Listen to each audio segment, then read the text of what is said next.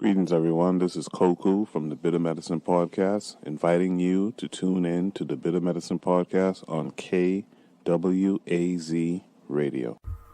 Peace, family. This is Oni, inviting you to listen to the pro-black perspective, where black problems are addressed with black solutions.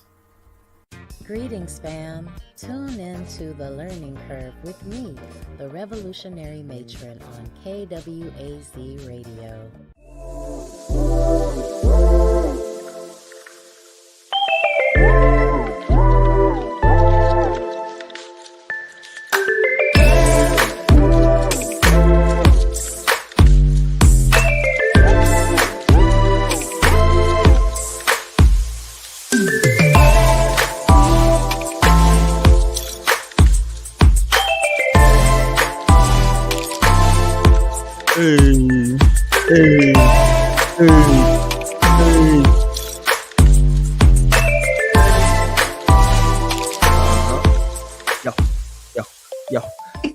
Make me want to freestyle. All right, so welcome to episode 48 of the Harsh Reality Podcast. I'm your host, D Webb, and I'm joined by my esteemed co-host. We got the one and only, the gangster boo of Pan-Africanism. We got the one and only Lero. Lero, what's going on with you? Peace. What's up, family? You know, we back out here. We back out here. Back out here. All right, before we begin, we got a shout out to KWAZ Radio family. They had a lively Shoot the Breeze last night. Make sure y'all check that out, but make sure y'all also subscribe to Bitter Medicine Podcast, hosted by Koku, the pro-black perspective, hosted by Oni, and the Learning Curve, hosted by the revolutionary matron, Forecast Radio, Brother Bakari. We got Tanzan. So make sure y'all check everybody out. Just go on the KWAZ Radio page, whether YouTube and also the website, and you can subscribe to any of those platforms. I think Bakari might still be live. Lastly, the podcast is now on Patreon. Please donate. Of course, all proceeds go to upgrading the show, providing the best content we can for loyal listeners. And if you need to reach out to the show, tell us how much we rock or how much we suck, just hit us an email at theharshrealitypod@gmail.com. Now, without further ado, let us get into the topics. The first topic we got today, Mrs. Carolyn Bryan. I think her last name is Donham. I think she got married after old boy kicked the bucket. The Emmitt Till accuser recently died at the age of 88 years old. Ding dong, the witch is dead. Witch. All right. Is it time to celebrate and smoke that Carrie-pack? Or is it a shameful moment because she got to live pretty late in fucking life? Actually, a whole life. She lived past the average age of a person at 88. But let me pull up the article here. 1 second. Here we go right now.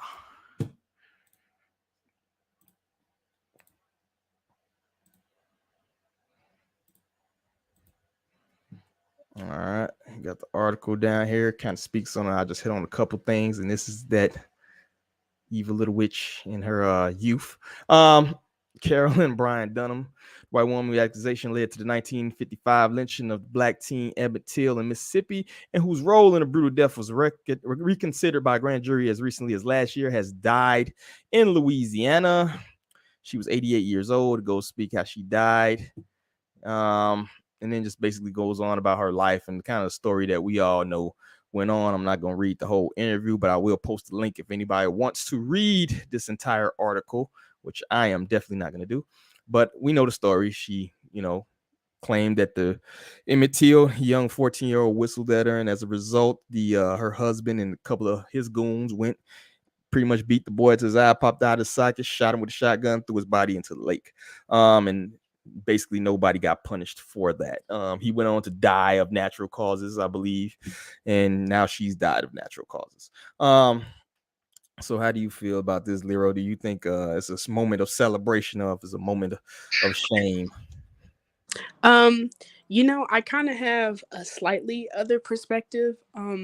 I think, outside of this, just tragic situation, how often are women who accuse, men of such things, whether, white, black, whatever, that make false accusations towards men for like sexual assault. are actually, like persecuted afterwards.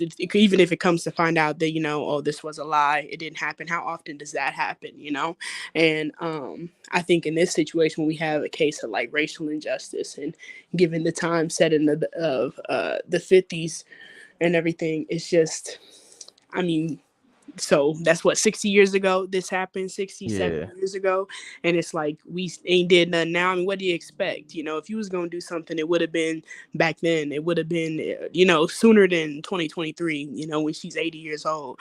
And but like I said, it really just speaks to that aspect of, women who accuse men or other people of, of harm in itself, but specifically sexual assault. They're hardly ever prosecuted, even when it turns out that they were lying, and whatnot, which I think is a problem. I don't think it should be. I feel like if you falsely, make an accusation of someone, you deserve to be, prosecuted. You should serve as much time as that person would have, if they were to be convicted. Then again, the conviction rates and the time people serve for, some heinous sexual crimes is like, you got people, child molesters doing like what, 6 years, like, that's nothing, compared to what they did. But to hell with old girl, that's all I can really say. Word. It's crazy you just said that. I read about one lady recently slept with a 13-year-old and got like 6 months. You know what I'm saying? It's like, that's crazy as hell. As far as this lady is concerned, like I said, she got it. She had a full life.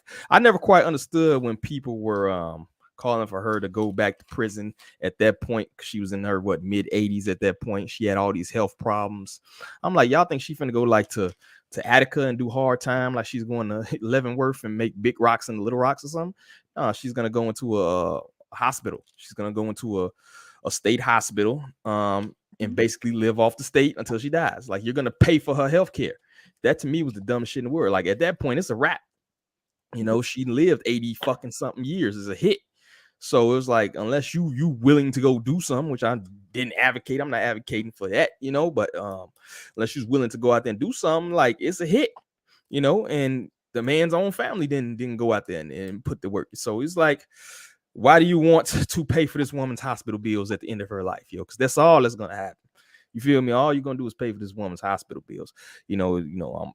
I think it was finally came to a wrap. Now we can kind of close this chapter now that she's fucking out of here. I do think, like we smoking that Lizzie pack a few months ago, right? We was off the Lizzie pack, so it's like, okay. So there's no tears shedded at this point. Divine justice finally worked. It took quite a few decades, but she's out of here. But I don't think they'll ever get that. That family can never get that closure. That family will never, she'll never experience that pain. Hopefully she was haunted all the years of her life up until those last moments, haunted with this young man's face, for what her actions in that role was, and then stood with the dude, even after the fact that you seen this heinous shit. This man beat a 14-year-old's eyeball out of socket and shit, and you stay with him, pop out a few more of his demon seeds and shit. So it's like, that ain't something to be proud of. That ain't fucking love. That's like this. That what you picture your man beating the shit out of a 14-year-old, him and other grown ass men, till the motherfucker eye popped out. You don't do that shit to an animal. You don't do that shit to a dog. You feel me? So yeah, even if the story wasn't quite what they said it was, because they said you had different versions, said he didn't whistle and all, it don't even fucking matter. Like, you stood with this dude knowing that he did this shit. You feel me? That in itself is fucking heinous. You know what I'm saying? But that's all I got. We're gonna roll up the Carrie-pack tonight and get my papers out. Hold on. And get Swisher Sweets out.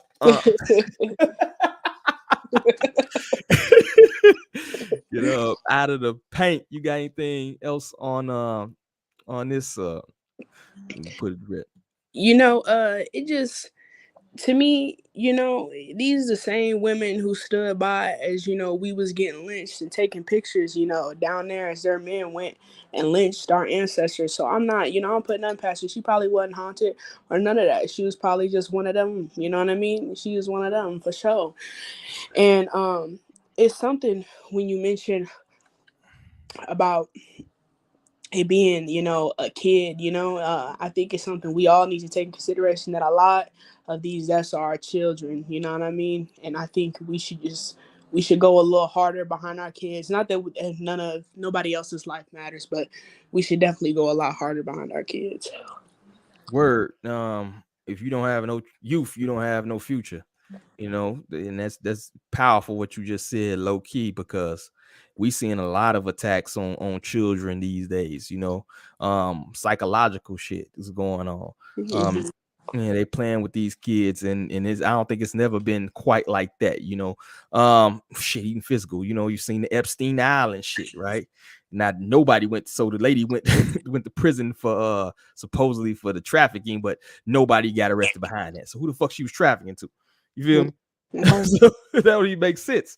So we seeing all these attacks and different things. So I would say that's powerful what you just said. You need to keep your kids, keep kids in your neighborhood, keep the kids around you, the kids in your family, the kids that you're affiliated with, close to heart, because it's rough times out here, yo. We seeing a lot of bullshit. I've never seen this much of attention just directed towards children, who's supposed to be innocent. You know what I'm saying? They're supposed to be the ones who's supposed to lead to the future and the ones we're supposed to protect as adults, but that's not the case. I'm not saying that's the case, and it's getting worse and worse to me. And this shit was almost like the precursor to that, right? I mean, even when they snatched him up, you had the uncle there, which, I mean, it wasn't much he could do. He would have got smoked behind it too, but it's like, yo, I'd rather get smoked than be the one standing here at the trial. You know what I'm saying? We gonna go out together, nephew. You know what I'm saying? I'm getting shot. Everybody in the house, hey, it's gonna be Rosewood, like when we shooting out the fucking windows in this bitch, right? That's just me. But I ain't gonna put too much blame on people, man, because you never know what you're gonna do in those situations when they occur. But to me, it's like, yo, if they take one of us out, they can take all of us out, yo. You got to kill the bloodline as far as I'm fucking concerned, because you ain't leaving out this house with nobody. You feel? Okay. And speaking of his family, I don't know how true this is, because I had just seen it online. Apparently, his cousin was like, basically saying, I don't wish anybody harm and death, and peaceful transition, and peace to her family, and love was for losing her. I'm like, his cousin, this Till cousin, saying, I'm like, oh, whoa, hey, better than me, better than me. Yeah. I look, hey. No, but that's a common theme I'm seeing. That's why it kind of it boggles to my mind to me, because you have a lot of people who like to be like, yo, we're not doing nothing behind this as a people. This is a weak look, blah, blah, blah. But then you have these examples like Trayvon Martin and his family. He got a whole father, he got whole cousins, and everybody. Ain't nobody riding out. Matter of fact, they going on tours. I want to say the mom running for political office, the dad like collecting speaking tours and engagements and shit. It's like, and Zimmerman's at the mall eating a motherfucking Auntie Anne's pretzel, right? Matter of fact, he went and auctioned the gun off. You feel me? That's like mocking the situation. So but then it's like, oh, ain't nobody doing nothing. Bro, you want strangers to go to prison forever when somebody's daddy ain't willing to go to prison forever? Okay. That don't even make no sense. Matter of fact, the only person lick a shot at Zimmerman was another white dude. He got about 10 of them behind that. So, it to me, it boggles the mind when you see stuff like that. Like, oh, dude, what's the Botham? The cop went to the wrong apartment, and then the brother gets on the stand like, can I hug her? Like, what? But I think that speaks to, we can go to the Abrahamic religion shit and all that behind that. But that's wild to me. Like, I'm like, yo, God is honorable. He forgives. I don't. Vengeance is mine. Yeah. He created his image, right? I'm gonna go ahead and get this pound of flesh. But yeah, I don't understand it. They cut from a different cloth than me. It just ain't happening. But yeah, that's our rest in peace, Emmitt, man. Hopefully, it's a better side to things on the other side over there with the ancestors, and rest in hell to this woman right here. That's all I got. You got anything else? That's all I got on it. All right, next thing we got Brittney Griner. This is gonna be interesting right here. Brittney Griner recently did an interview. She thinks it should be a crime not to allow transgender or biological males to compete with women on a competitive level.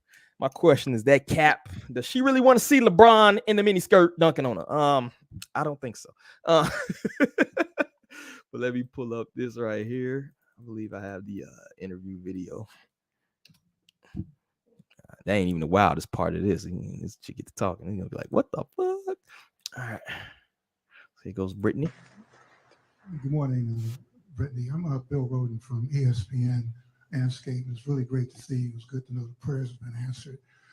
The question, you've always represented so much throughout your entire career about access and, being able to do stuff. And I hate to put one more thing on your plate, but there are a number of states who are aggressively moving to prevent transgender athletes playing. And I was wondering, again, I hate to put one more thing on your plate, but in terms of on your radar, where is that? You're going to have a tremendous platform, but where is that going to be on your radar in terms of advocating for, athletes, all athletes, transgender athletes, to be able to play? Oh, I mean, that ranks high on the list of things that I'll be fighting for and speaking up against. Everyone deserves the right to play. Everyone deserves the right to come here, sit in these seats, and feel safe and not feel like there's a threat or they can't be who they are or like it's just all eyes on them. So I think it's a crime, honestly, to separate someone for any reason. So I definitely will be speaking up against that legislation and those laws that are trying to be passed for sure. All right, there we have it. The word from Brittney Griner, speaking on the laws and transgender athletes, specifically biological men playing in sports. So I'm gonna throw this to you. That was interesting in more ways than one. Lero, what you got? Man, this asshat. What she said. She gonna say something. I don't believe people should be separated for any reason. So you want to merge the WNBA with the NBA? Yeah, go try out for the NBA then. Go try out for the NBA then. Why you playing in the WNBA? Okay. Like, I just don't know what's up with this society where we really having to talk about what's a man and what's a woman. Like, what is going on? No, like, men and women are biologically different. That's just what it is. It's what it is. If you're upset with it, I mean, I don't know what to tell you for real. But we, for the rest of us to have to fall into delusion because others are just out of their damn minds and not cool with themselves, it's crazy. It's nuts. You know what I mean? If that's the case, if she really wants everything, no divisions, we all equal, under the eyes of God or whatever the fuck, then, hey, look, there'd be no more WNBA. You wouldn't, hey, I don't know. I kind of feel for her because she was up in that Russian pen, but I don't know. She's just, she should go back over there on the low key. I don't know. That's, to me, is the thing too. It's like, if you were advocating for basically anybody should be able to compete into any sports, why not just do co-ed leagues? Why not just advocate? She should be advocating for the end of the WNBA. If that's the case, you should be all right. Why can't you play in the NBA? Yo, get out there, go post up, go post up LeBron, get out there with Kevin Looney and Steph Curry, go guard him. You should be doing that, right? Why are you even playing in the WNBA? You know what I'm saying? So that's how you know it's cap, yo. She gonna have to say what she got to say because she on that stage, and we know the political climate that we in. We know the people who are supposedly on the right side of history right now. So these people got to play ball, and I just find it ironic that within sports, within Hollywood, within any of these entertainment industries, anything is, everybody has the same answer, right?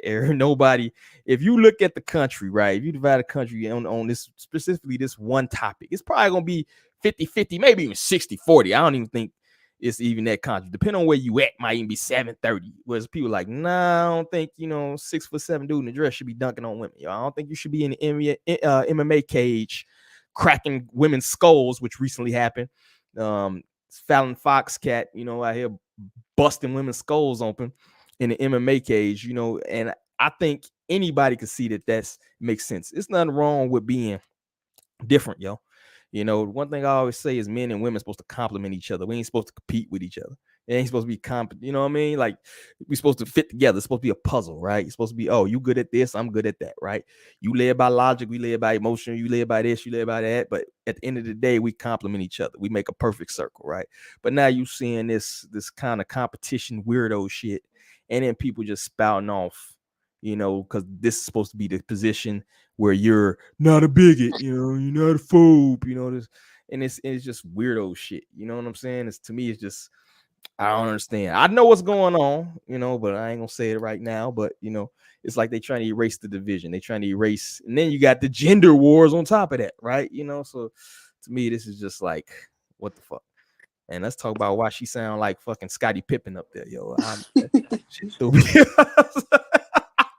I'm like, yo, what is this? Yo, this is not gonna help the rumors that's already floating out here. Okay. It cut the locks too, so it's like shit. He did not recover from that gulag. Like, yeah. You went over here. You had a couple months to grow it out. Now does she got like an upside down cross on her head? Is that supposed to be a right side up? What's going on with that? Yo, you see we weep that? I don't even know. I don't even know if we right side up, upside down. I ain't get too much into the Abrahamic shit. That's a little different, but yeah, I just think this part of the agenda, and I just wonder why there's nobody like opposing. And then the only people opposing is supposed to be these little weirdo fucking Republicans as well, who ain't doing shit. You know what I mean? Like, it's like, hey, y'all got me out here agreeing with Republicans, bro. Right. You know what I'm saying? Like, why are you doing this to me, yo? Why are you doing this to me? Make me agree with these people out here. Got me agreeing with motherfucking the fucking little Asian dude that's always doing racist shit. Like, I don't want to do that, bro. Why y'all got me out here agreeing with these cats, man? But that's all I got, man. I just think this is straight cap. I don't think she wants to see any NBA player on the court, and I think that would just not even be a good thing to watch, yo. Who would honestly want to watch that, yo? I do not want to see some dude who couldn't make it. And it's funny, another thing that's interesting to me is that usually the people who are going to the leagues, right, these people that are transitioning and try to play sports, are people that sucked when they was playing with their own gender. You know, it was like that runner who was like, the runner and it was a runner and a swimmer who were ranked like in the middle of the pack, mediocre, sucked. Then they go over there, oh, we're women now they breaking records. Mm-hmm. So you suck over here, but now you going over here and you breaking records. Come on, man. And these clowns cheer for him. Like, okay, keep it up. Keep it up. Yeah, I never understood, like, why you even letting why you even in starting blocks with this person? Like, why you even jumping in the pool knowing that they finna smoke you? You like validating the shit. Like, it would be more powerful, I think, if you standing up there in the starting blocks getting ready to take off on the track, and you see Bob next to you with a skirt on try to run with you. You're supposed to be like, yo, I'm walking off the you know what I mean? I'm walking off the track right then and there. So I don't understand that point. So I think it's kind of a failure on a couple ends. I think it's up to men to kind of check some of this stuff as far as competition in sports, but I also think it's women too that need to kind of as well stop cheering the bullshit on, because you kind of preying on your own demise to a certain extent, at least as far as Title IX goes, as far as the sports avenue. It's already hard enough. It's, you know, these these leagues are not making money like that. You feel me? WNBA, if it's up to WNBA by itself to survive, it'd be a wrap, a hit. They never made no money. And then now you're gonna dilute the product even more by having, you know what I'm saying, Michael Jordan kids out there in the fucking skirt, yo. It makes no sense to me. You fuck like I don't get it, yo. Shout out to Tanzan out there. She's laughing at her Bob with a skirt. Yeah, we probably gonna get a strike. I'll probably gonna have a couple strikes in my little YouTube thing after this. They don't like me saying that type of shit. But you got anything else, Lero, as far as what Miss Griner had to say in terms of that? No, get her up on out of here. Get on out the paint. It's kind of a sad story right here. Our next topic. A woman kills her boyfriend's 6-year-old daughter and then was brazen enough to drop the girl off in a 10-gallon bucket on the mother's yard, yo. And my question is, on top of this just being a fucking tragedy, does this discourage relationships for people who have children? Like, why the hell would you want to be step with this type of shit going on? Let me pull this up. Got an article. There's actually a video. Camera video show. Run it back. Disturbing ring camera video shows a parent's worst nightmare after a woman in Louisiana allegedly killed her boyfriend's 6-year-old daughter, put her body in a 10-gallon bucket, and left the little girl's body on her mother's front lawn. The manner of death is homicide. She has multiple injuries, and I'm not going to get into details regarding the injuries because this is still a fluid investigation. Officials in the New Orleans suburb of Harahan, Louisiana, call the incident a, quote, big shock to a small community. Wednesday morning, 6-year-old Bella Fontanelle's father reported his daughter missing. Hours later, the kindergartner's body was discovered in a bucket on her mother's front lawn. When they opened up that bucket, they found the 60-year-old deceased inside that bucket. Turned into a homicide investigation, obviously, at that point. Homicide detectives from Jefferson Parish Sheriff's Office were called out to the scene. Investigators say the woman responsible for Fontanelle's death is her father's girlfriend, 43-year-old Hannah Landon, who also goes by the names Boonok Lim and Boonok Landon. Ring security video shows what appears to be the girlfriend transporting the 10-gallon bucket in a wagon. We were able to find numerous video from different households in the neighboring area, which showed her pulling a wagon down late last night with the bucket inside the back of that wagon. Landon allegedly pulled the wagon down the street with no attempt to hide the dead child, even as a vehicle drives past her. Investigators believe Landon killed the little girl at her father's home and moved her body about 1 block away to her mother's house. I mean, both him and the mother are certainly extremely upset, which you would imagine on any person that lost a 6-year-old. Officials say they later found Landon at a local hospital, but did not explain why she was there. She was taken into custody and booked in the Jefferson Parish Jail. So far, investigators have not revealed a motive in this case, but believe that Fontanelle's biological parents were not involved in her death. We ended up doing extensive interviews with both the mother and the father. The biological mother and the father, we do not believe that they are involved in any foul play involved with the death of Miss Bella Fontanelle, who was the 6-year-old that was deceased. Landon is now charged with first-degree murder and obstruction of justice. Right now, she's being held without bond. Reporting for Law and Crime Network, I'm Sierra Gillespie. Yeah, so that's wild. She just strolling casually down the goddamn street with a dead baby in the fucking bucket. Walking past people and everything. And they was only a block away, which is crazy to me. Where was the father at during this time? And if they was a block away, why she just ain't dropped the kid off is a problem. So they didn't really get into details about why, this happened, but it's just a sad story. Overall, kind of discourages dating in that realm, I would think, for anybody with a kid. But I'm toss this to you, Lyra, because you're kind of neutral on the subject. I know what my thoughts are gonna be on it, but I want to hear you. If you were in a situation or where you either dating somebody with a kid, or you have a kid and you're dating yourself, the stuff like this kind of discourage that situation. I think it can, and it's a reasonable one too, because people are crazy. This is just so nuts. You would think there was like signs that you could pick up on about a person, just they a little weird, but to do this to a child, there's nothing a child could do for me to want to do something like this. This is absolutely insane. I damn near speechless for real, because it's crazy to me that somebody would actually do this. But as far as those who have children, me myself, I don't have any kids, but even if kids were in my care, you have to just be mindful of those you have around your kids, no matter who they are, whether it be lovers, friends, family, our children are at risk for people in their, perverted ways, their sick ways, their evil ways, and the harm that they want to cause our kids, just all across the board, and I think it can be a put off to those who, getting into relationships. You never know what kind of intentions, this man or woman that comes into your life may have towards your children.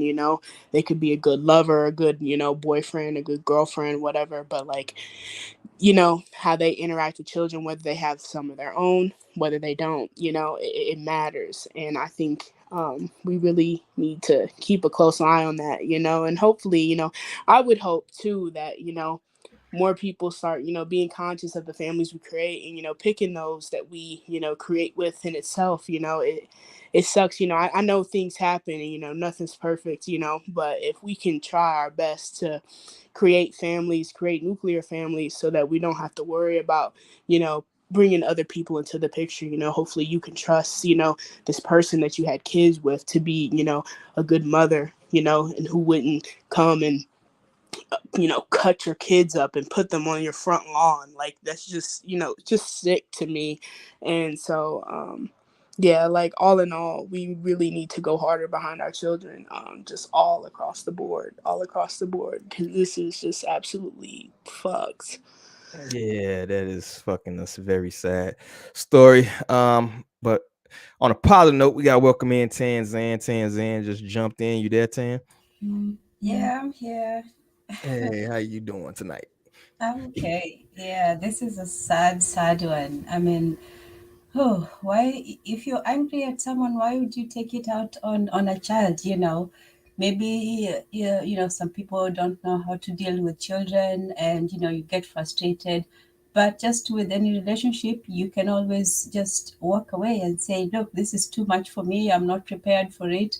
I didn't know it was going to be so much responsibility. And just walk away. Some people want the partner, but they don't want the children. But you have to understand that somebody, they don't come alone. They can come with families, and they come with children, if they do. So, and yeah, like Lero said, you have to be careful about who you let to be around your children. This is a woman, but it happens so much with, also with the, with men. Women have their boyfriends and they leave them to watch their children, and they don't know what those men are doing, when they're not there. So, just to be safe, don't leave your children with anyone, even if you trust them and so on. Just yeah, you have to imagine that anyone out there is not as nice as they seem, and they don't love your children like you do. To them, that's just another person. And yeah, it's unfortunate it has to it got to this. And just the there's premeditation, but there's also post meditation. Like, she was just cold about it. Some people can do something and then they are shocked, like, oh, I did this, but she just seemed like, oh, okay, just walking around like it was nothing. Strolling with the kid in the bucket. That's crazy. Yeah. Yeah.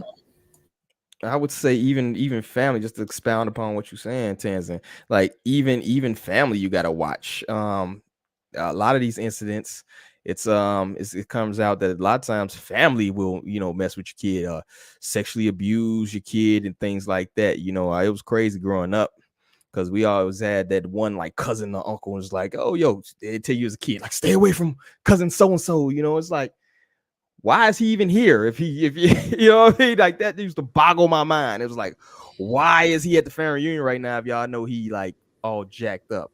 Yeah. Yeah. And why doesn't someone, confront him publicly and shame him? Not just avoid him, but he should be exiled. He should not be, like you said, he should not be in there. And now you're putting the responsibility on children to protect themselves instead of on their dads. That Chris Rock joke about the uncle. Sometimes people can make jokes, but it's not really funny when you think about it. There's two jokes that I don't find funny. That one, and the one that Chappelle made about R. Kelly, and he made fun of it, and he did twice in his skit. And the one he said, oh, at 15 you should be able to jump out of the way.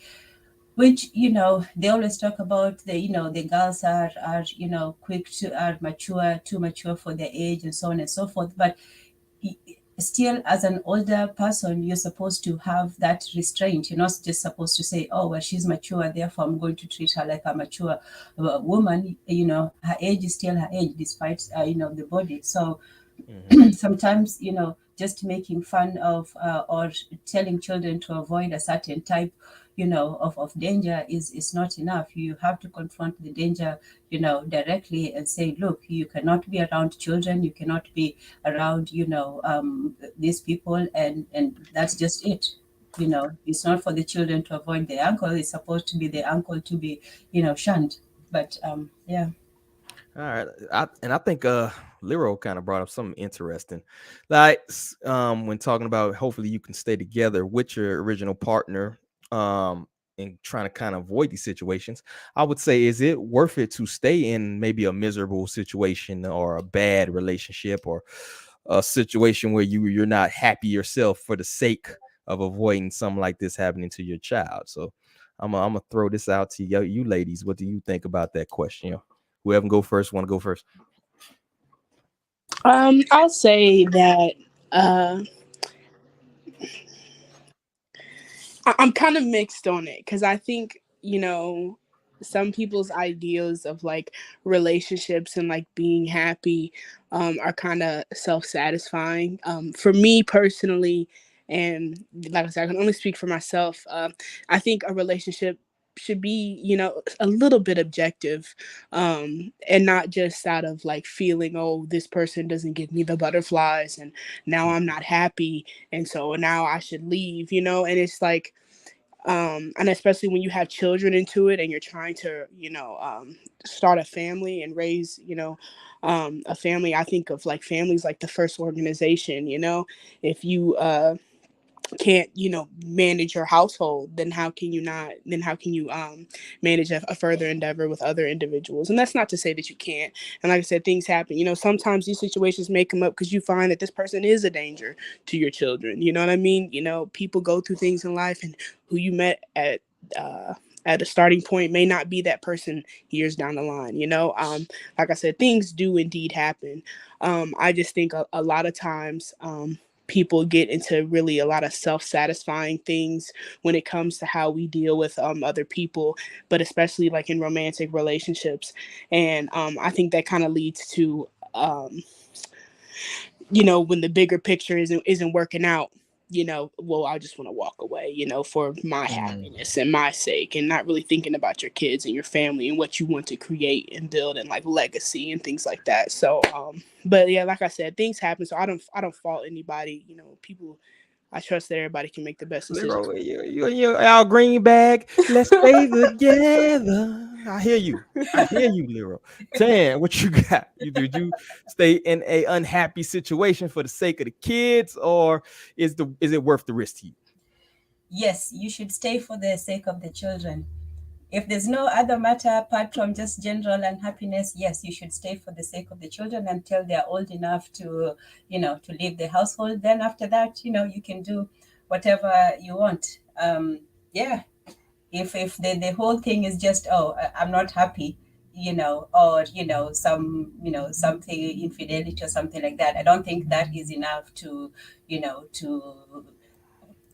bring everything to a complete halt. I don't think that you should devastate the lives of children because you're simply not happy. The happiness of your children, I think, is more important than the happiness of both spouses, which, I know that sounds terrible, but I think that's true. Yeah, well, at least you say it's till you're old enough. I say, what's old enough to you? 10 years? What 18. Do you think? 18. Yes, You gotta say the whole 18? What? No. Unhappy for 18 years? 18 years is nothing. The time will pass.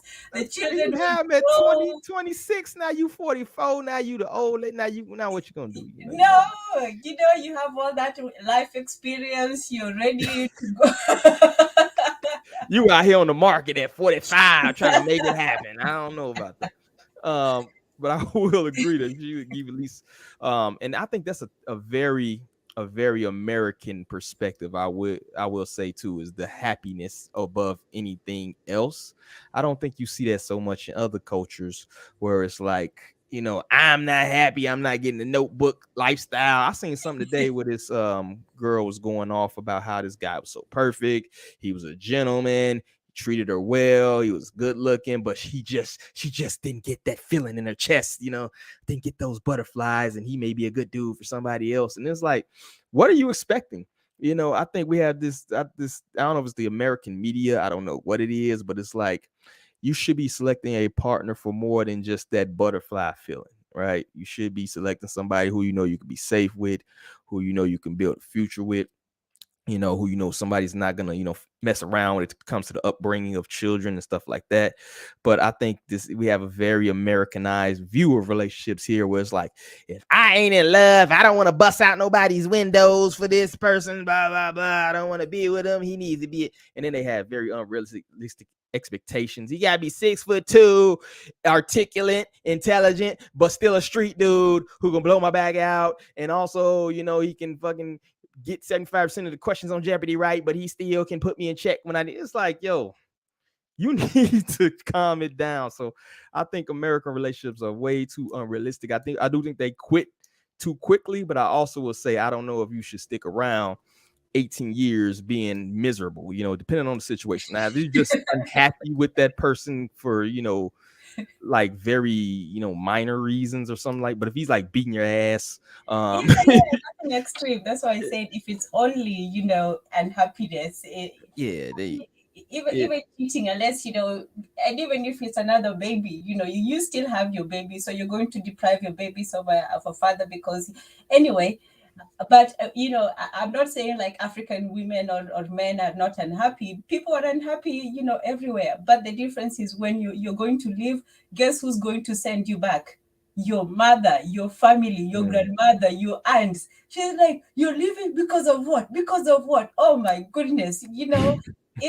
It's a shame to everyone to have their daughter either sent back or run away. If you run away from home, now that's a different thing. You have to have that man, has to be just a terrible demon and, beating and everything. If you run away, then it's something that the man did. But, if you just leave and say, oh, this man is not. Now, if you have valid reasons, people can talk about it. And then, you'll come together. Everybody will come and sit down and say, okay, what is the problem? You'll say your side. You'll say their side. Your family will, talk and that whole thing. So it's not that people are unhappy. It's just that it's harder to live because you have so much of, everyone invested in it. They were there at the wedding. They were there, especially when there are children involved. Oh, no, you're not walking away that easily. So, they don't want to get to a point where now they're fighting over children, because that's the worst thing. When families,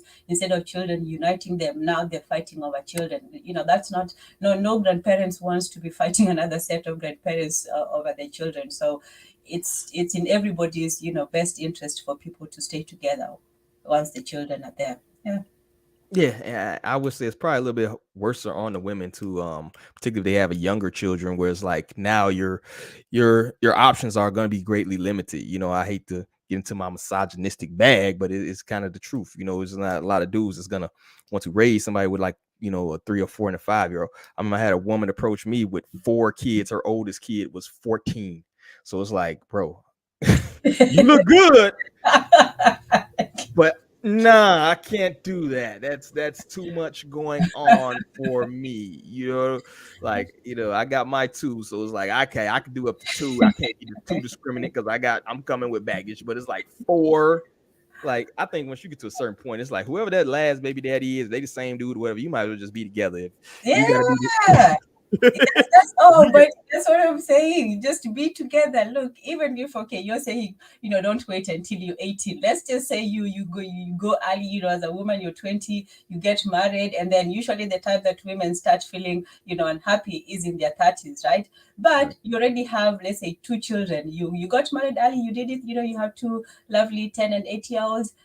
It's still going to be difficult for you. even if you're 25 with 2 children, it's still going to be difficult for you out there. So you might as well just, make it through those 18 years and then, find someone, who has also made it.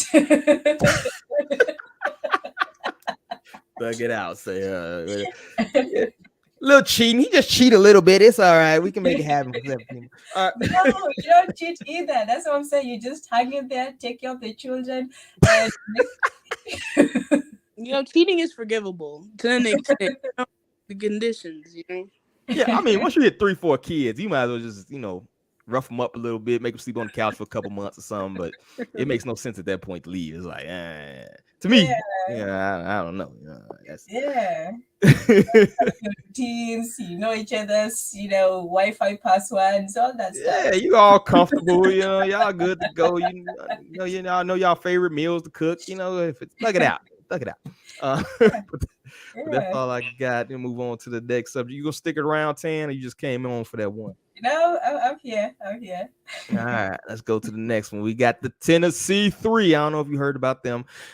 Justin Jones, Justin Pearson, and Gloria Johnson got invited to the White House, and they got this kind of cringy looking crazy video. I don't know if I got a video or article, but we'll find it.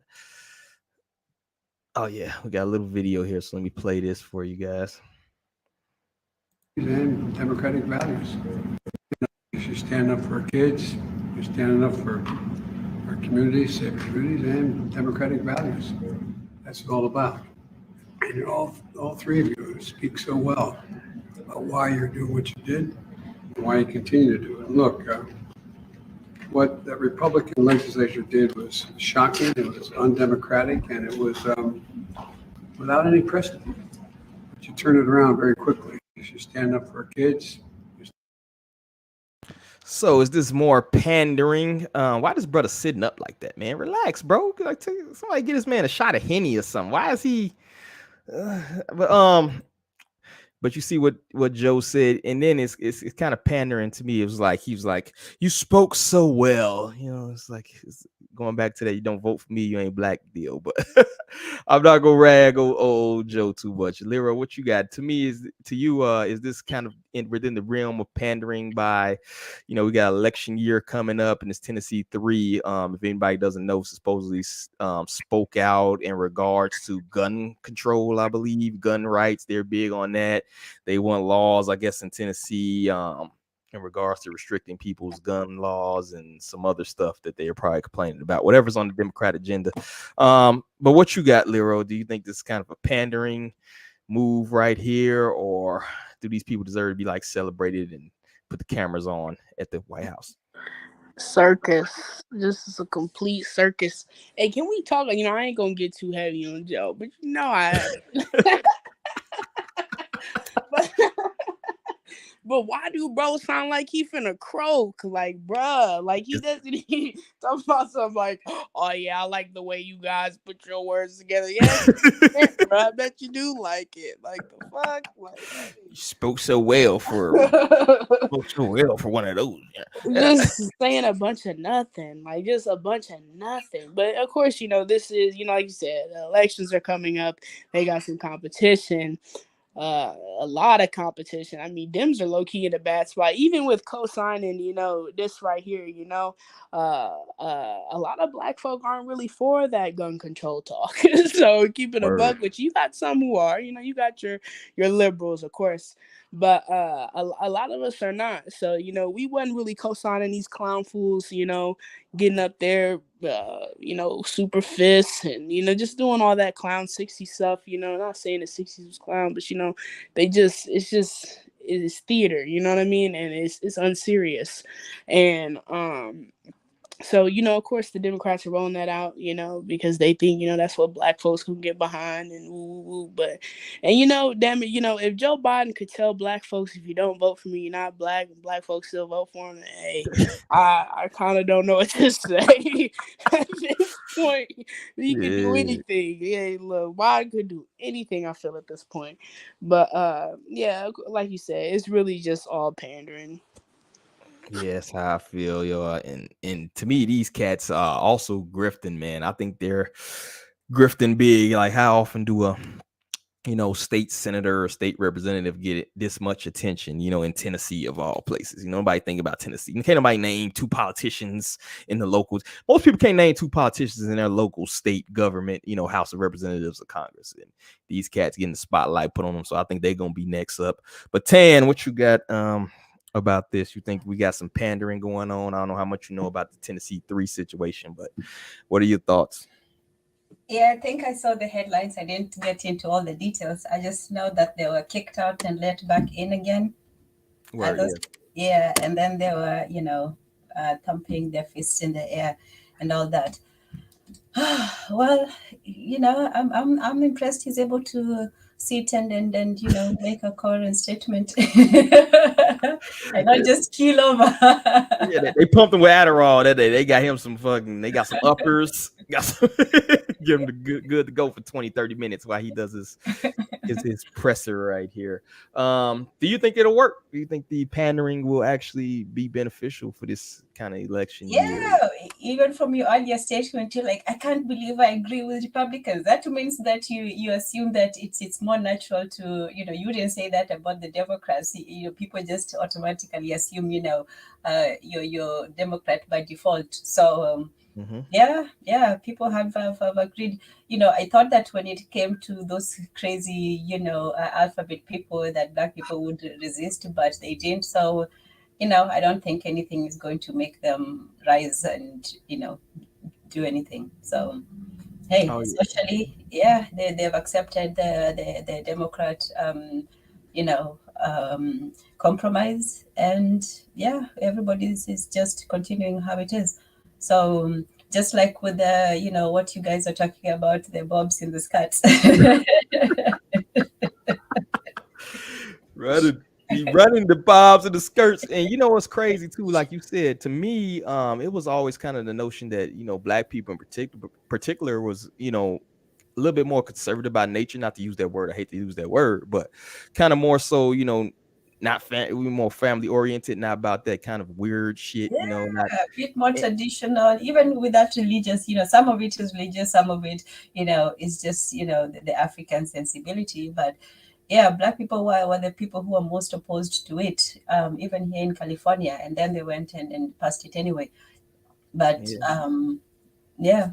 but then I like looking at the youth, looking at like younger people in the family, looking at siblings, and that has changed drastically. It has changed. I'm telling you, I had a little cousin put up something about the Zaire Wade. I mean, not the Zaire, that's the other one, but the other kid. What was his name? Zaya. And I made a comment about something, and she was like, "Yo, we don't play that here. That bigoted stuff." Blah, block me, yo. Like you gotta go. Like, yo, we related, yo. You blocking me for a celebrity that's changing the kid. This kid was probably like 12, and you talk about he's changing his gender, and you like, they will tell you to your face how wrong you are. like 18, 19 in that realm. She was like, "Nah, you bigoted ass, mother, you gotta go." You're like, oh, that's like that, cuz okay, I'll see you at family reunion. But that's kind of the way you're seeing things go or lean towards, particularly with the youth. Is like, that's why you gotta be real careful. That's why that kind of the subject we had earlier, about sticking around for your children and stuff like that. On top of the things you have to worry about if you separate from that person, we're sending our kids every day to these institutions where you don't know what the hell they're learning throughout the day. You don't know what they're pushing onto them, the peer pressure that they're subject to.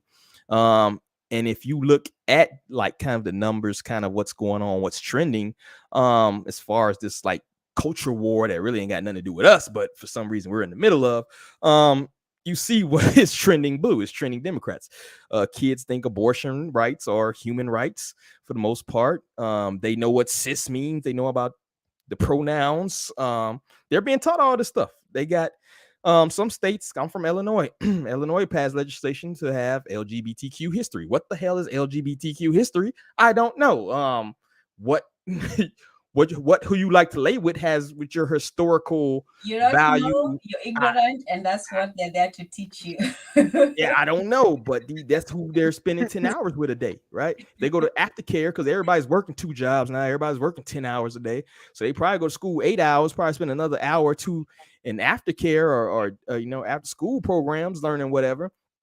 we're not even raising our kids. So they're going to be trending to what's hot, and what's hot right now is, whining about certain things, social justice, and not actually doing something meaningful in your community, and being an ally, as they call it. So I don't know, we got to combat this, but these people are just cogs in a wheel. The Tennessee Three they're promoting, and they even dress like characters. Like if you watch a Boondocks episode, I wish Boondocks still came on, because these people would be getting a good episode right now. Oh my goodness, they will just get roast after roast. Yeah, the fro. He grew out the fro. He didn't have his fro 2 years ago. He grew out the fro. Won't even braid it. Won't lock it up. No nothing. He gotta have the fro just like that. My man's got the Smokey Robinson perms to the back, fried dye laid to the side with the earring and the white suit, looking like a preacher pimp.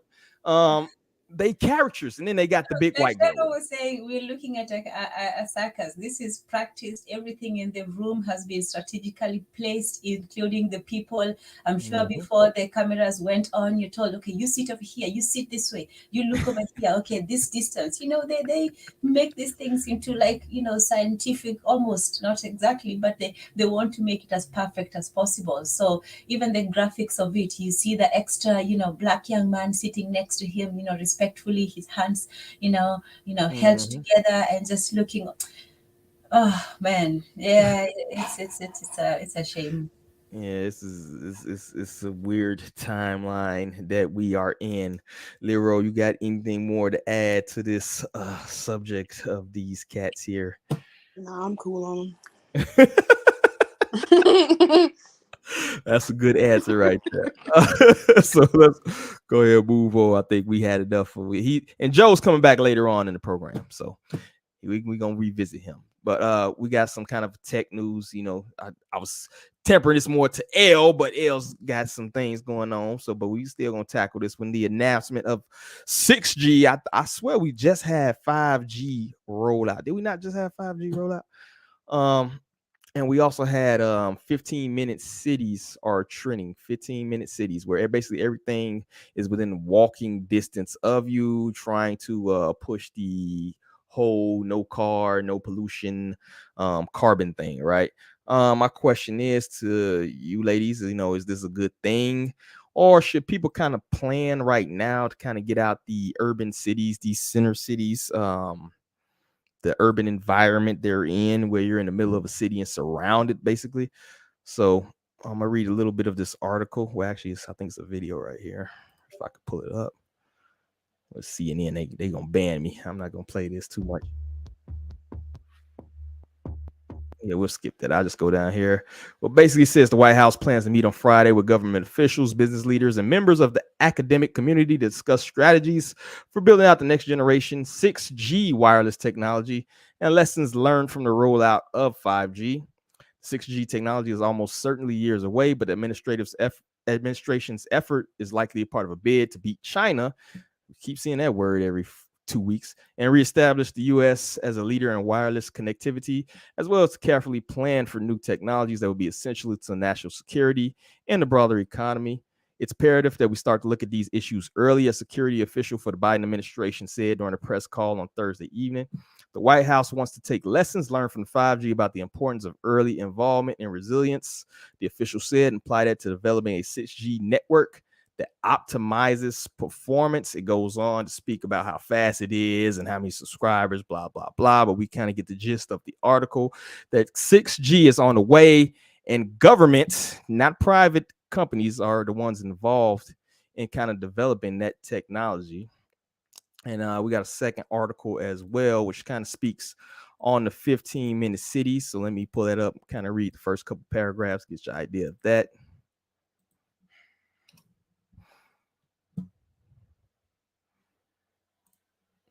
And this just was printed on the 15th last March. City planners say we have to rethink the way we build urban areas to make them more sustainable, healthy, and just. Keep in mind that word just. The so-called 15-minute city is one idea, but are they viable? As recently as 2 decades ago, more people lived in the countryside than in urban areas, but that has since changed. Around 56% of the global population are now at home in cities, and the number continues to rise. According to the United Nations, 2/3 of the roughly 10 billion that will inhabit planet Earth by the year 2050 will live up in built up environments. So they're saying roughly 60-some% people will live in the cities. The consistent city spread has revealed serious cracks in their planning, shedding light issues such as social injustice. What the hell does social injustice got to do with city planning? And exclusion, inadequate public transportation networks, and smog-related health issues. One idea that has been gaining traction recently is a way towards more sustainable, livable, and healthy futures are the 15-minute cities. And this kind of goes on to speak about how everything, basically, they got the model right here. Looks like the projects to me. It looks like the Carter. Well, basically everything will be within the walking distance, including restaurants, including grocery stores, things of that nature, where you don't have to drive, and kind of limit the carbon imprint. So let me toss this out to y'all. Do y'all think this is kind of an agenda-driven thing? And we'll start with Lero with this. Or should we kind of think about getting out of cities, kind of go to a more country environment? Because it's kind of nefarious. What do you think, Lero? I do actually kind of support the city type. Not for me. I knew the commie was gonna support it, yo. I knew it. No, but go ahead. Look, okay, personally speaking, I need land and space. I'm not trying to be, I can do commune type where it's just me and mines, but I'm not. Yeah, I'm not built for city life. I'll keep it a buck, but I understand on the ecological side of it, of the city setup, especially because I'm kind of anti-car a little bit. I think public transportation is important, for all the emissions that cars emit and just the waste, you know what I mean? It's costly, people be going into debt, for these vehicles because it's necessary, you know what I mean? If people talk about, they paying $600 for their car note, like, for what? Like, damn, when it's like, I definitely think public transportation needs to be improved. I get the ideal of the city type, setup, the convenience of it. Like you said, I'm not sure what social justice has to do with city structure and whatnot. But just slid that up on and they're like, okay. But yeah, I get it. I'll say that I get it. Now, personally speaking, it's not my cup of tea, but I get it. Yeah, I guess. I don't know. I think I'm in the more conspiracy minded type when I think about that. But Tanzan, where you originally from anyway? Kenya, Nairobi. Okay, so were you more in the urban environment or more in the kind of a countryside? Well, we kind of do both in Kenya. People, Nairobi, like if you're during the holidays in December, the city is very empty. Nowadays it's changing, but even people who live in Nairobi, they go to the countryside, to their lands in the countryside. Some people do every weekend. Some people, at least once a month, everyone goes back to their, to their countryside. Several reasons for that. That's where, your ancestral land is. That's where your family is. So no one is really from Nairobi. Everyone is from different parts. So people go back and forth. And then also they go back to the countryside to get fruits, vegetables, all those things. You carry things back and forth because it's always cheaper in the countryside. So people live like this back and forth, back and forth life. So I had both, and I actually liked being in the countryside. It's a whole different thing. When people say, oh, access, you only need access when you don't have, the natural land and terrain. You don't need a park when you have, a big backyard or your garden and things like that. It's still necessary to have public places, but if you had them already, you wouldn't need to create, having access to things and all this talk of justice and so on. I think that in cities, they should try to make cities livable. They should try to make them walkable, not necessarily 15 minutes. I think that's something bad is going to happen if they have to reduce it that way. With the Domino's, they'll say like deliver in 30 minutes or less. They lost so much money on that bet. But it shouldn't be to make people work as less as possible. It's just to make it comfortable to walk and ride your bicycle if you want. I can't ride a bicycle though, but I can. But the city is not supposed, and it's so crowded. Why do they make them so, even from the pictures, they look like almost like prison quarters from, from space. On land, when you look at it, it looks nice. Yeah, that picture, like, whoa. And these whole cubic boxes, and it's like, it's like triangles in a box. That's a bit concerning, and there's very little space for, for personal greenery. So it's like you're huddled in this horrible little environment, and then for you to experience nature, you have to leave your house and walk somewhere else to just enjoy, trees and nature and so on. So I don't see it as being great. If it's an improvement on, the current urban situation, especially in a lot of current, cities in America, they're built very shoddily. I think European countries are a little bit more people friendly on the whole. So if it's an attempt to make city living a little bit more comfortable, yes. But if it's an attempt to increase, people going to cities, I think that they should focus on making the countryside more, more accessible to people in the city. Like they should make it easier to, for example, to leave the city once in a while and go to the countryside for periods of time. Whereas here, people don't live anywhere. Some people stay in the same area their whole lives. They don't even go to another state just to visit and come back. So I think living in the city really narrows your mind, and it makes you, think in a very limited way. So I think that they should focus. They should be on making the countryside, better for city people. But that's just me. Hello, real black gentleman. Yo, RBG, what up? Brah, brah, brah. RBG in the building. But as far as the whole urban center 15-minute city, my thoughts on that. If you look at historically how they laid out a lot of cities, which I just learned not too long ago during my little journey of collecting knowledge and stuff like that, is that the way they kind of lay out cities with the highway, the way the highway is divided, is kind of to divide urban cities and urban centers. If you look at a lot of cities you go to, the areas next to the highways are kind of dividers, where you might have particularly, like, I'm from Chicago, and that's the way they do it, is they'll have like the ghetto right here, and then on the other side of the highway is like it's a decent area, barring gentrification and people moving and things like that. So I'm always kind of apprehensive when I hear about these plans to change the outlying way the cities are laid out and things like that, because I want to see the plans first and foremost. As far as the 6G, like you said, I think you put it up, Tanzan. We just rolled out 5G. I still don't got a 5G phone.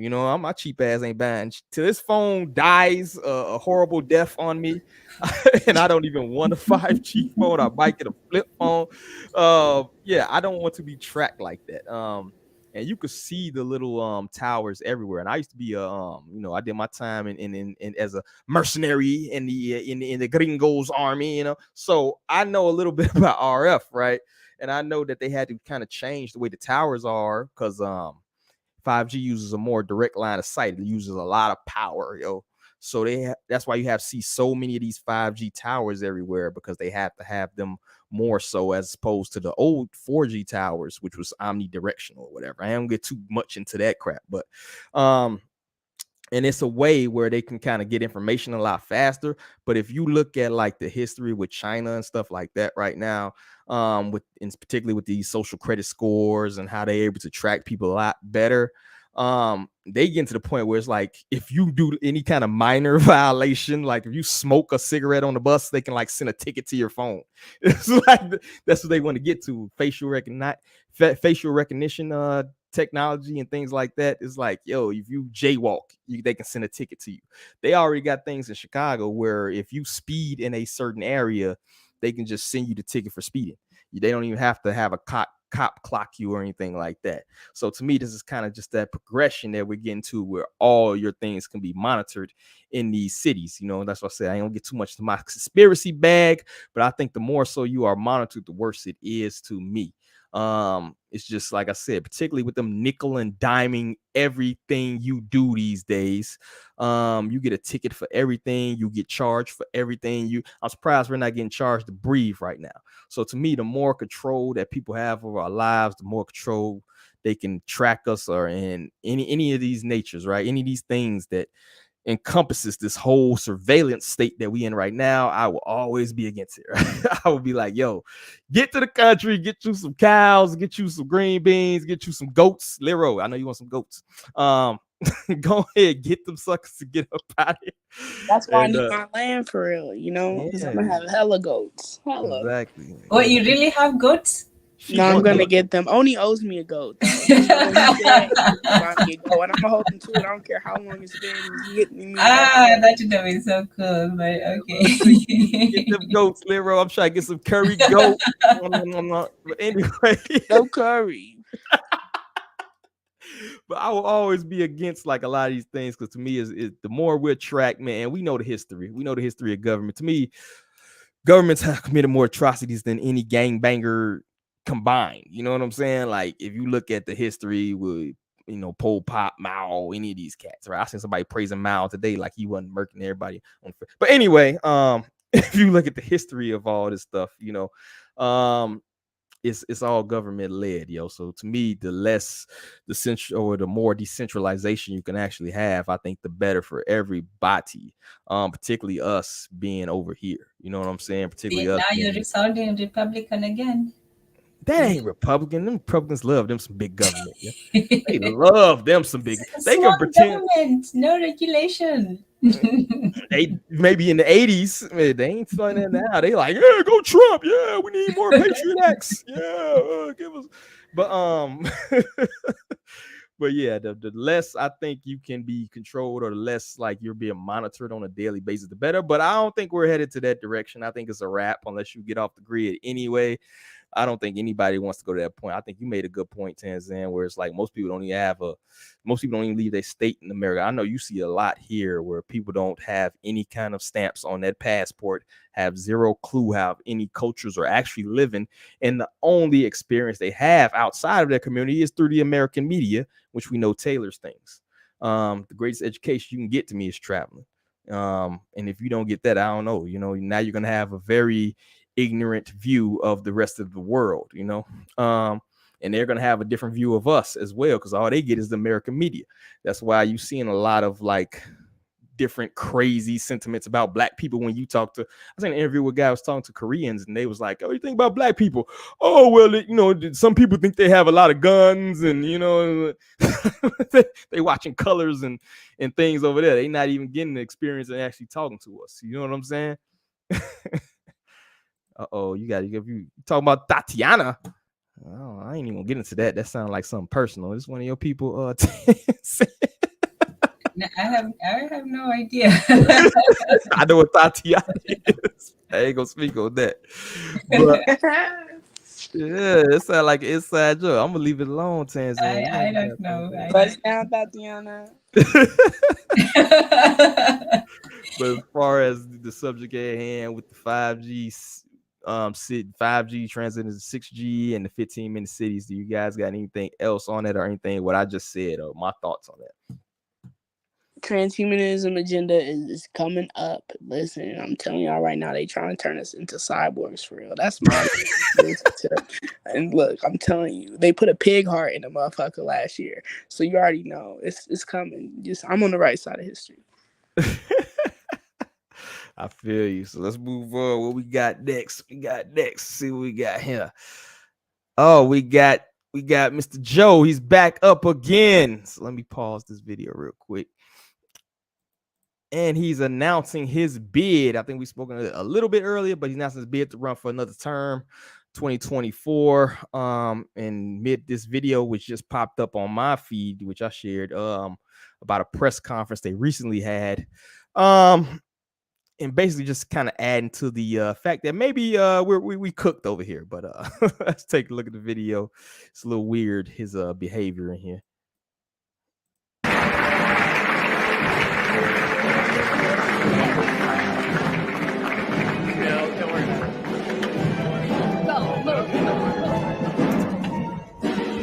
Yo, what's up with that look, yo? Let's run that back one more time. Look at Buddy right here. You're looking like, what is he doing?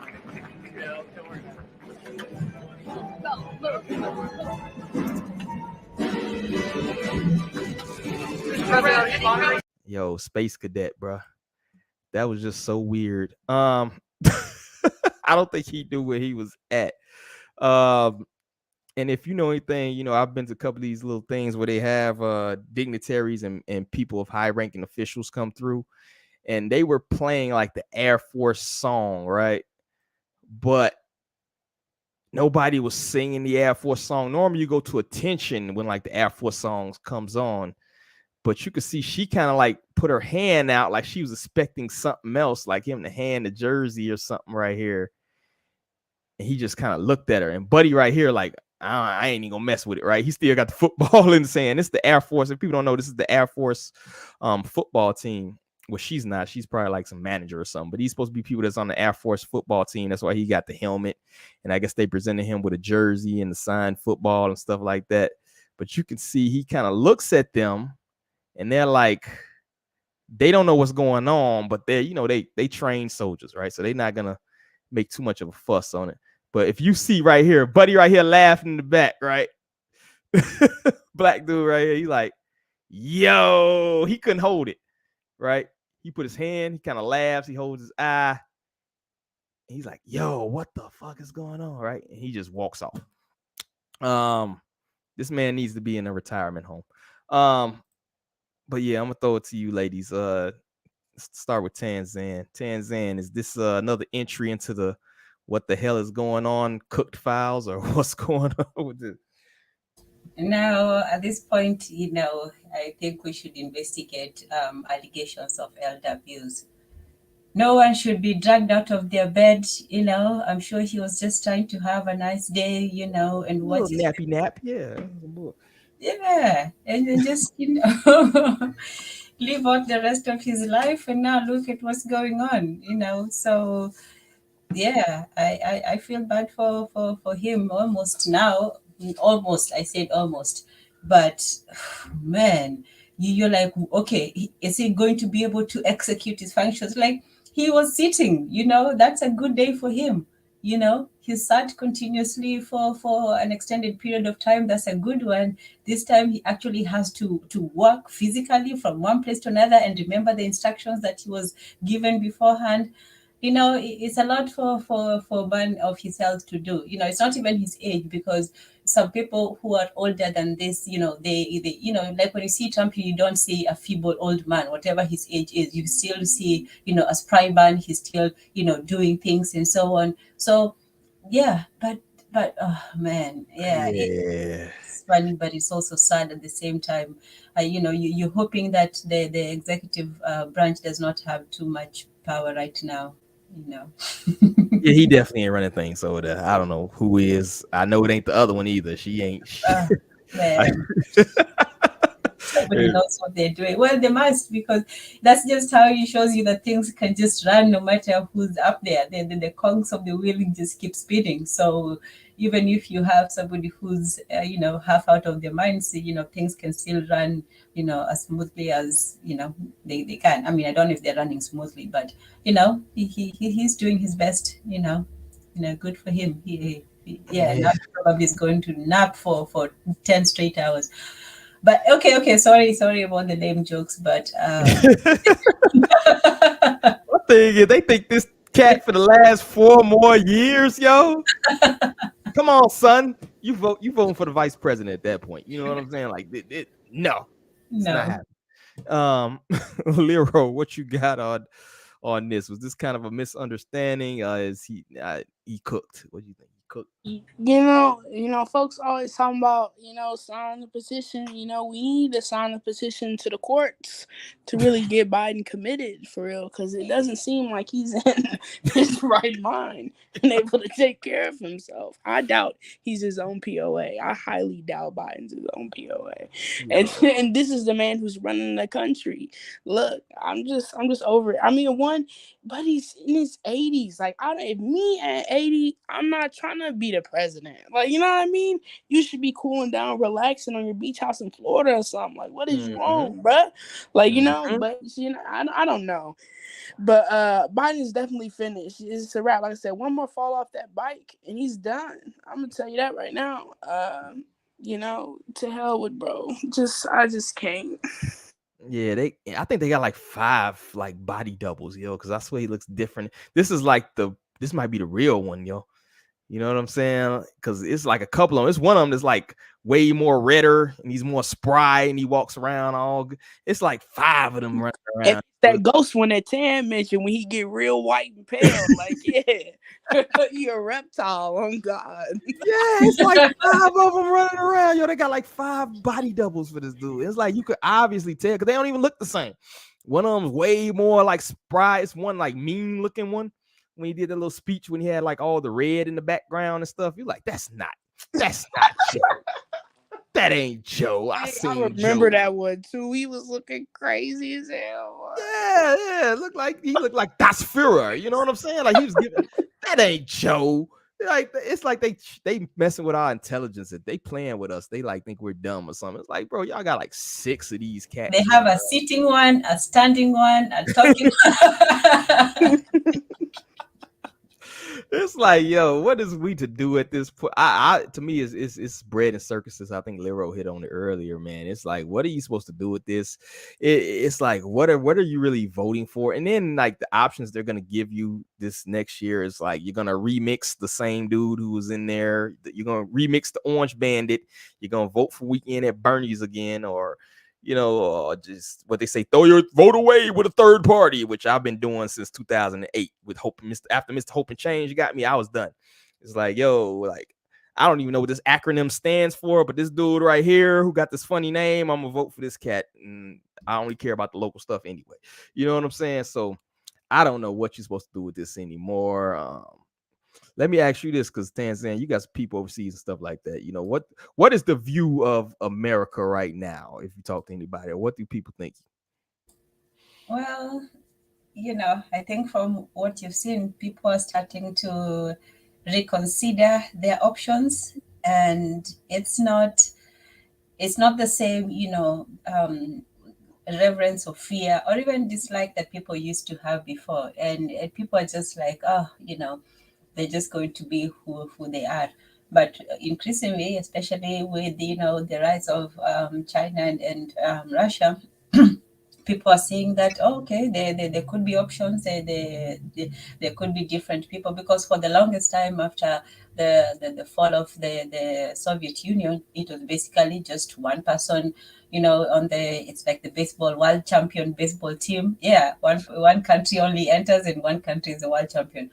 So that fear is not as there's still the fear. It's still the biggest country with the most military. They don't play when it comes to that.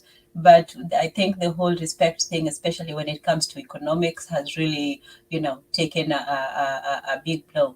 When people in the 60s, it was, how can you say you're going to to spread freedom when your own people are not free and are being discriminated against. So, that was partly why the US had to repair its image. But now the other thing that everyone is asking, how can you talk about you're the richest country in the world, but you still have poor people, especially when people see those videos of tent cities, just people in the streets.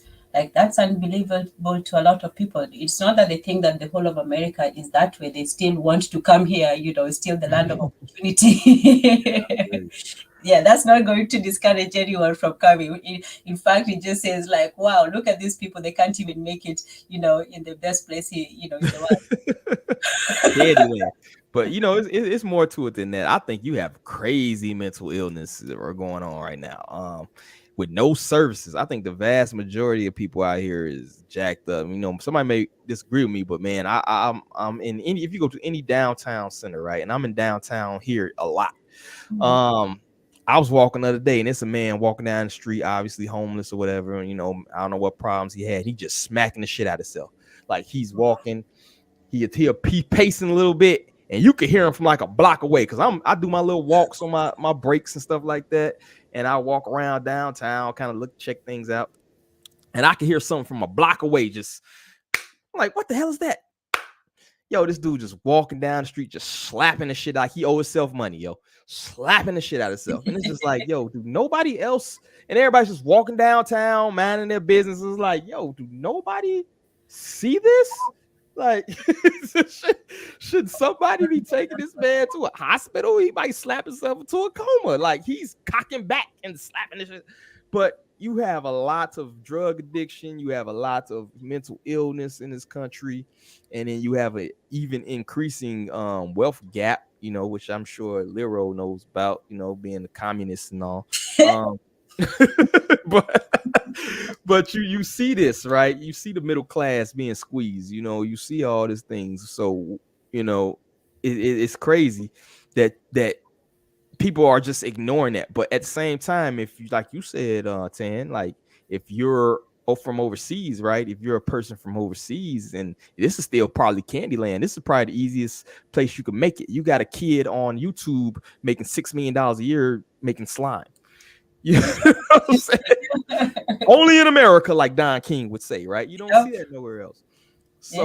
So it's still opportunity here, but you're seeing the repercussions of a failing infrastructure. You're seeing it every day with more and more tent cities, more and more people on opioids, and people just homeless, stealing, and people losing their mind. So to me, it's such an imbalance right now, right?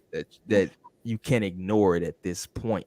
And nobody's really talking about fixing that in no kind of tangible way. So that's kind of where I see it at. But this cat right here, I don't know what if I don't know what you're gonna. I wouldn't even go to vote if you're giving me this choice. I'm like the other people. I'm gonna sit at the crib, yo.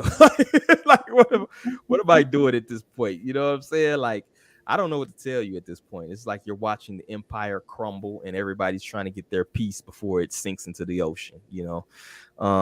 That's to me what it looks like. But I always say, yo, if you can't make it in America, you can't make it nowhere, yo. Have you seen some of the successful people in America, yo? These people are not impressive people, bro. Even the politicians are not impressive people. You know what I'm saying? So it's like, if you can't make it in this cesspool, you think you finna go overseas and make it? You think you finna go anywhere else? That's why I say a lot of people that are here need to stay here, yo. You need to stay here because you will not make it in anywhere place. I've been to places where, people don't have shoes, like legit don't have shoes. The poor people in America have Jordans. I remember growing up in school, it's like you get clowned if you don't got the latest kicks, right? You will be on free lunch with food stamps and everybody in the house got Jordans. How does that work, Sway? You know what I'm saying? And I've been to countries where they don't have shoes, legit don't have shoes, yo. Kids play in the dump, pick out stuff out the dump all day. You know what I'm saying? So what's funny? Yeah. So it's like to hear people complain and you got like $1,000 iPhone in your pocket, dog. But I think because that used to boggle my mind for a long time. Like, firstly, when I was seeing those images in Africa, when I was seeing this, when I was seeing Black Americans talk about they were poor and so on and so forth. Now what was the poorest family that we saw? They're not that poor. We had Fresh Prince and we had, but I think there was one or two movies that we saw where they were poor. But even when they were poor, they were dressed very, very well. So we just thought, like, what? It's still better to be poor in America than, rich in another country, because if you can still dress well, you still have a roof. Even when they showed the streets, people running. Oh yes, it was the movie with Ice Cube, when they were in the ghetto with Boys in the Hood.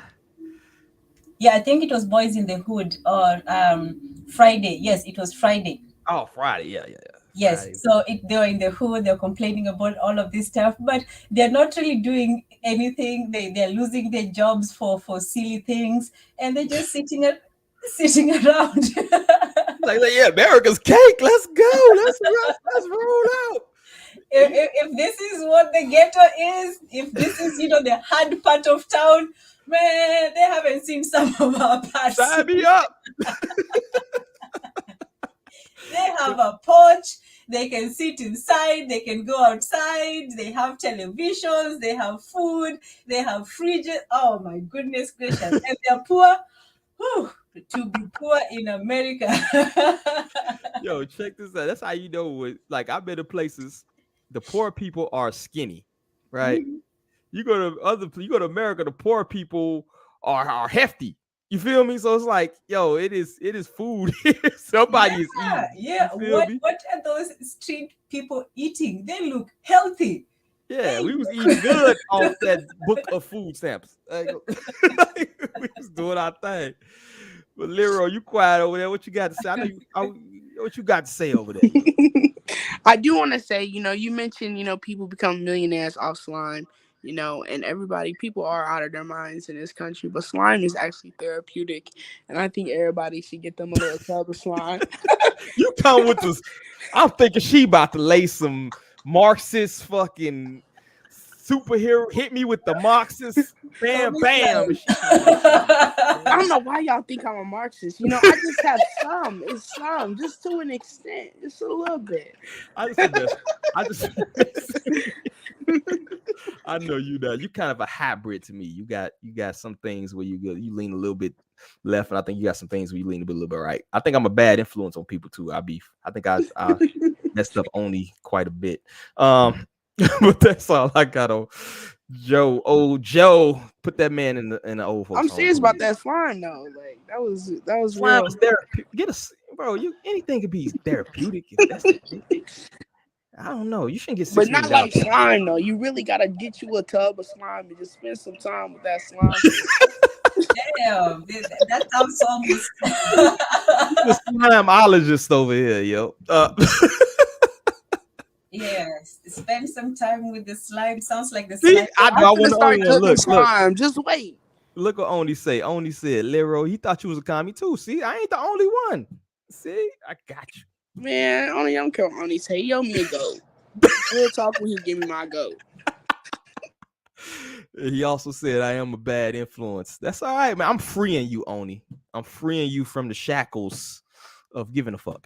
All right, so let's go to the last one I got. A little bit more lighthearted. And I'm gonna talk, and I got two ladies here, so this should be pretty good. Does getting a face tattoo or facial body alteration automatically reduce the value of a woman in the eyes of successful men? I expect to get chewed up and spit out on this one, but I'm gonna give my thoughts after I hear y'all thoughts. But let me pull up. I even made a little poll. Let's see where my poll is at right now. I gotta vote. Whatever. I'll just say no. So 87% says no, they do not know any happily married women who have a septum ring or glaring face tattoo. And 12.5% say yes, they do know a woman who is happily married currently and has a septum ring and or glaring face tattoo. So let me throw this to you, ladies. Let's start with the American or the African in America woman, Leroy. Do you think that having a septum ring or glaring face tattoo limits your dating pool in terms of successful men? Okay, I did see your poll. I voted in your poll. I voted yes, but let me explain. Only because I do know two women who are married, who have septum rings, but they are married to white men. Oh, you just threw a monkey wrench into the game. Chad. That doesn't count. Okay, sorry. They my cousins.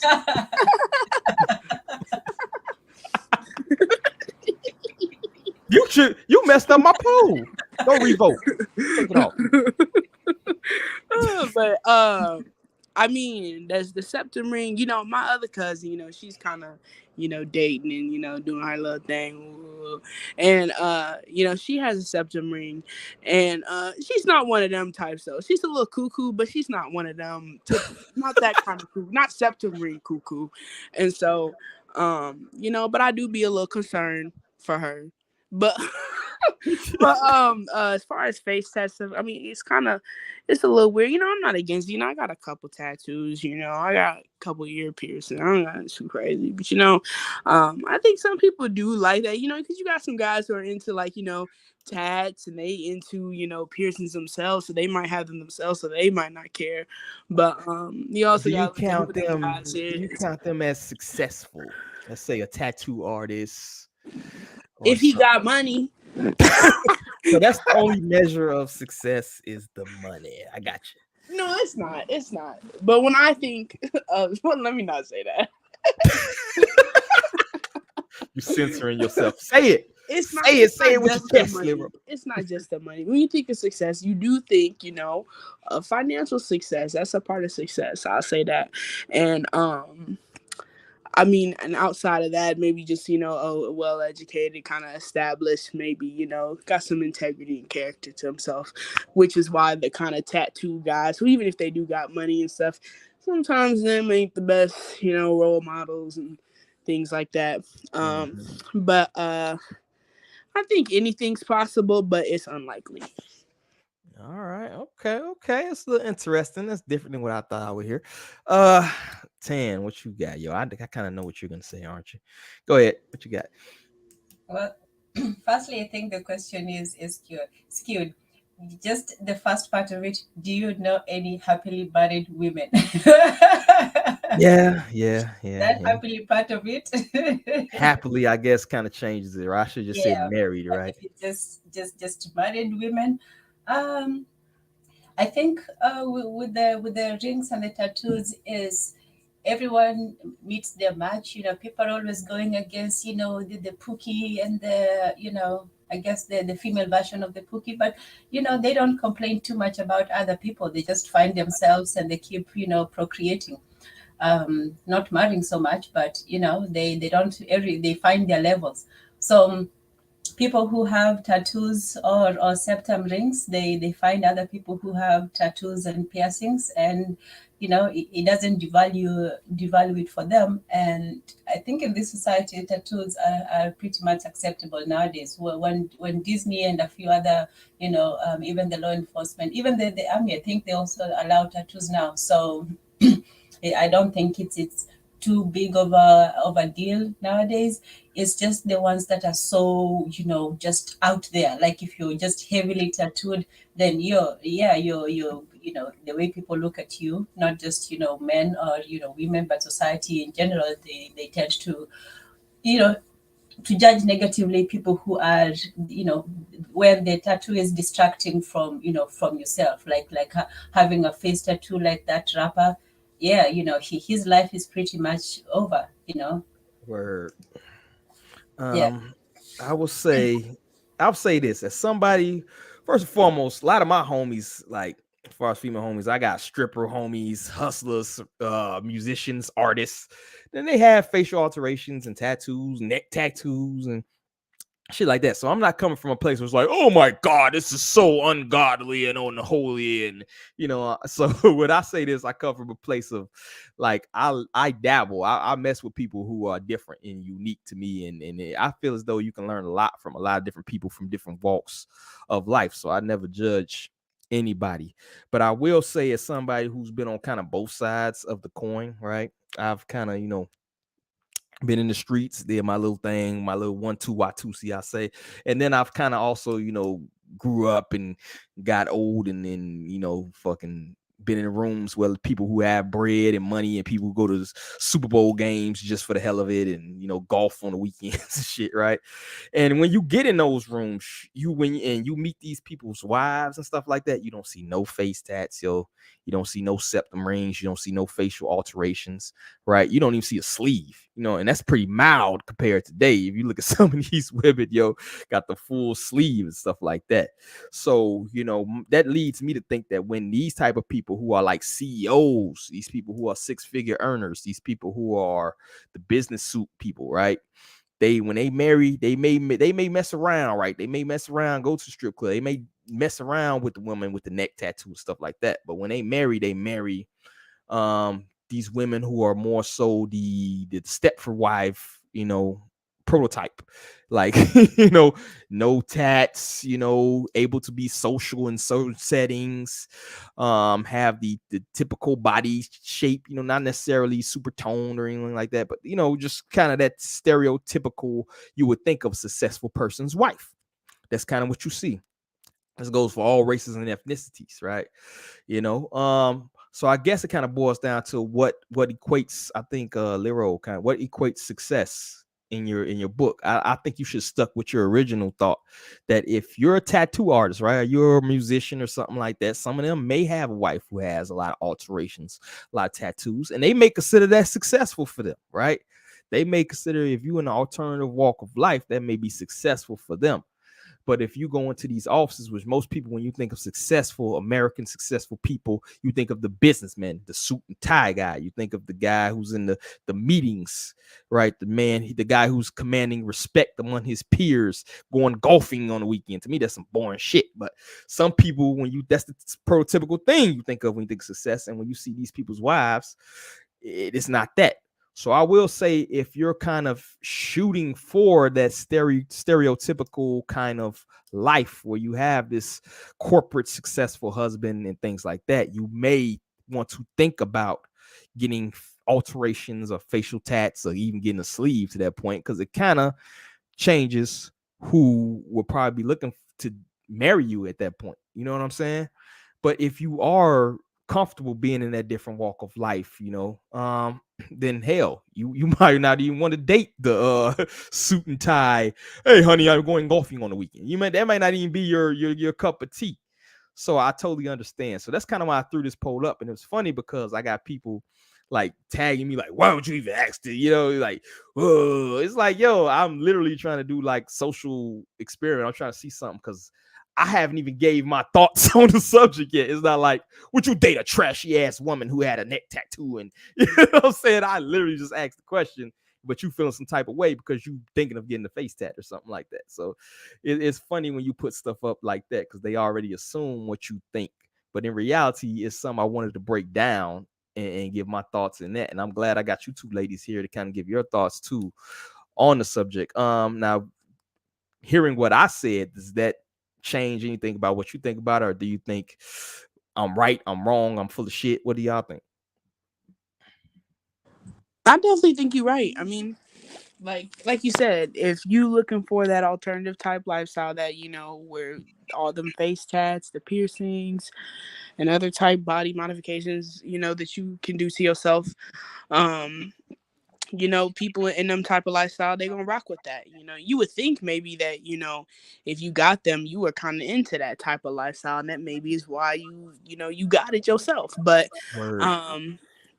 if you're looking for, your suit and tie guy, who's, like you said, successful businessman in corporate America, face tats, septum piercings is just not, it's not it. Like, that's not gonna, no, especially if you want him to be, his pockets to be full. You know what I mean? Yeah, they're not really going for them type. They may have fun with you, maybe splurge, woo to the side, but for a serious commitment, I think it's unlikely.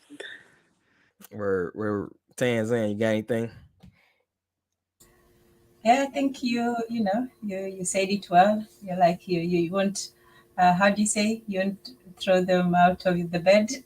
And Yeah, especially I like being a little crazy. Well, like, go ahead, get ahead with a little neck tattoo. I like me, but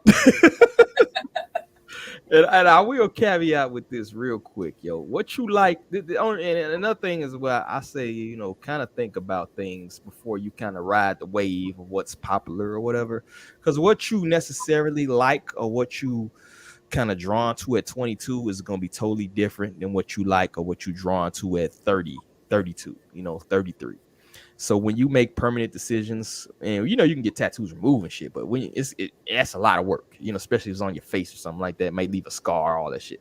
So when you make kind of permanent decisions at 22, 23, 24 due to the current trends, and then you look up at 35 and what you may want or what you may seek may be different than what you seek at 22, 23, I think you need to be cognizant of that, and that's another thing, kind of reason I brought that up too, is like, as far as me, even I know my fucking taste is probably, my taste ain't really changed, but I know what I like may not be the best for me at this age, right? You know what I'm saying? You know what I mean? It may not, the crazy one may not be the best thing for me, right? So you kind of be cognizant when you make alterations which may change the way people perceive you that it may have long-term effects on your situation, or who looks at you in that way, or what you can date, or even your potential for finding that partner that you may need at that point in life. You know what I'm saying? So that's what I got. You ladies got anything else? Yeah, so for me, I think just in general, making permanent alterations. The septum one is not so bad because you can always take it out. Yeah. So that one, the piercings, piercings can be removed. But the tattoos, unless it's done discreetly, the worst ones are the ones that people get of their boyfriends or girlfriends or whatever. At least if you do something, put your child or your family or something, or just something that means something to you. Because if you put all these names on you, it's just putting your history on your body. But yeah, so it's the permanence for me that is just the extreme part. But hey, the other thing is, with the glaring tattoo, like it's just the face one is, it says that someone is, calls attention everywhere that you go, and sometimes it's not the kind of the attention that you want. When you're talking about the corporate guy, though, do you think that if someone had, like the dreadlocks, that they should shave them off for the job that they want?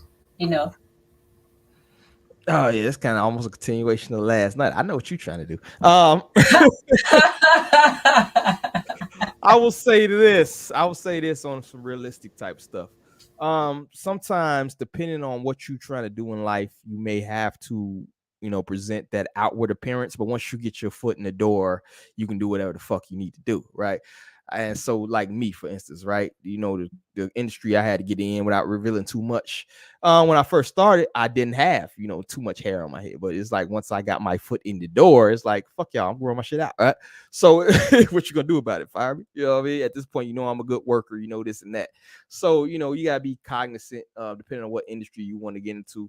And sometimes it's worth it maybe not to be in that particular industry if it's going to be discriminatory towards your appearance, because that is a big thing to you, right?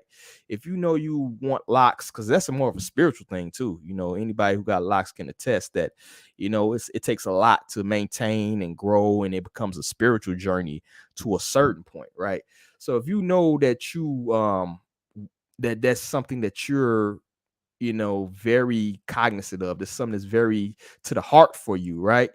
It may be certain industries, it may be certain areas where you can't work at. It may be certain people that won't deal with you, and you just got to deal with that. I think a lot of people deal with that low key on a lot of different levels. It's a lot of people that discriminate for a lot of different things when you go to these job interviews. They discriminate on you because of your weight. They discriminate on you because of your color, how you look. If you're a woman of childbirthing age, they may be like, oh, you may get pregnant. We don't want to hire you.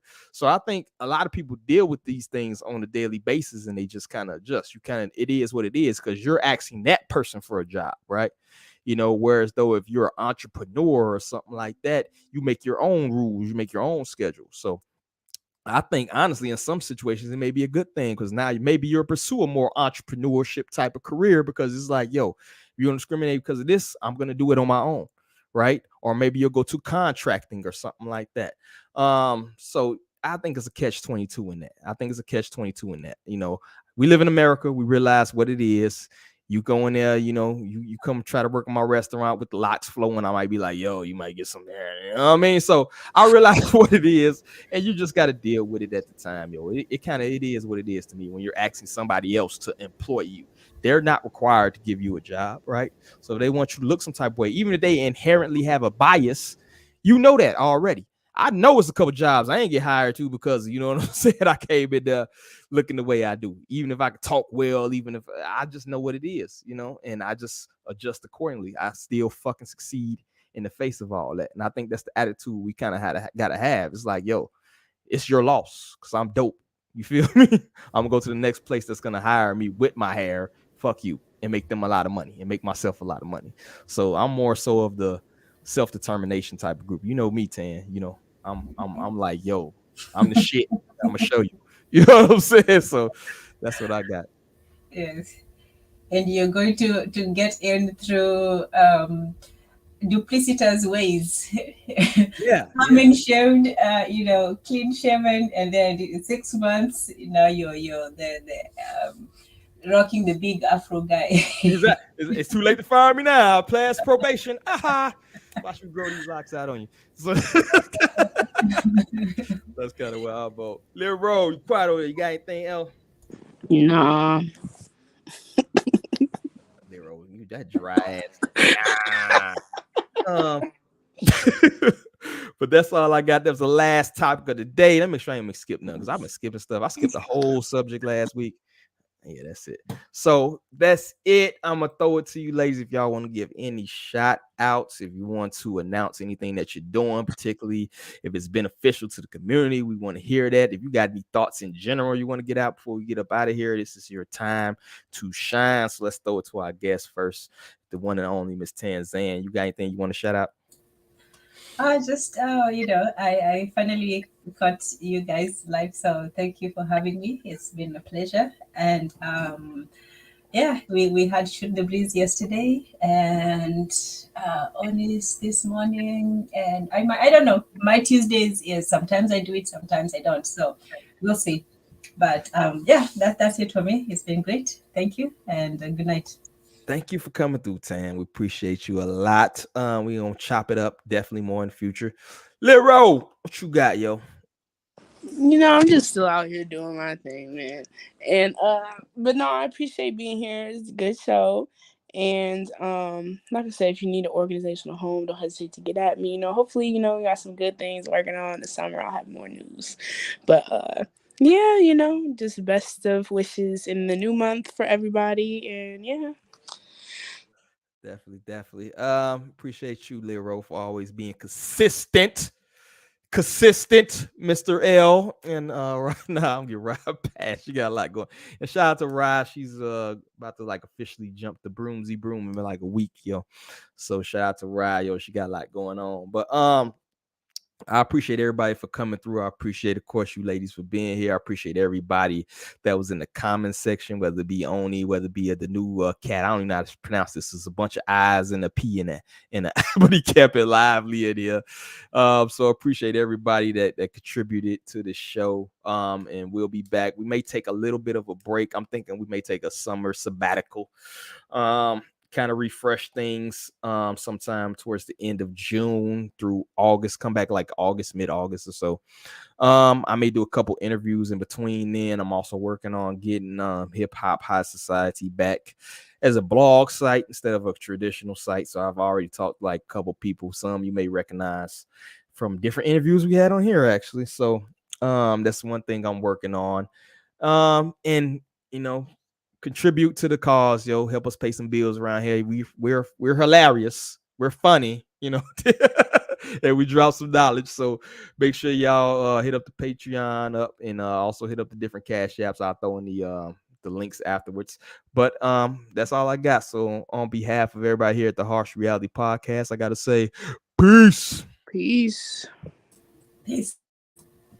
Greetings, everyone. This is Koku from the Bitter Medicine Podcast, inviting you to tune in to the Bitter Medicine Podcast on KWAZ Radio. Peace, family. This is Oni, inviting you to listen to the pro-black perspective, where black problems are addressed with black solutions. Greetings, fam. Tune in to The Learning Curve with me, the revolutionary matron on KWAZ Radio.